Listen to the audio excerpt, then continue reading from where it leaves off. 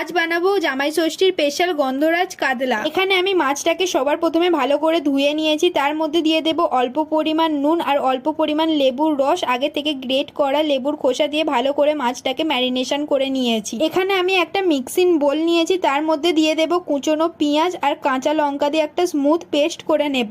এরপর আমি আর একটা পেস্ট তৈরি করে নেব, তার মধ্যে দিয়ে দিচ্ছি কাজু, পোস্ত আর মগজদানা।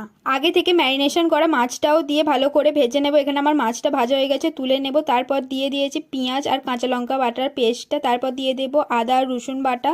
এবার দিয়ে দেব অল্প পরিমাণ চিনি। তারপর দিয়ে দেব টক দই দিয়ে একটু ভালো করে কষিয়ে নেব। আমার মশলাটা থেকে তেল ছেড়ে দিয়েছে। এবার দিয়ে দেব কাজু, পোস্ত আর মগজদানা বাটাটা দিয়ে একটু ভালো করে কষিয়ে তেল ছেড়ে দিলে অল্প পরিমাণ দিয়ে দেব হলুদ গুঁড়ো। তার মধ্যে দিয়ে দেব টমেটো বাটাটাকে দিয়ে ভালো করে কষিয়ে তার মধ্যে অল্প পরিমাণ জল দিয়ে দেব।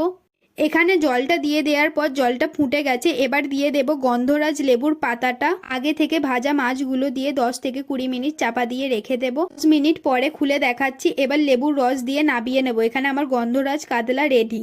ভিডিওটা কেমন লাগলো অবশ্যই কমেন্ট করে জানাবে।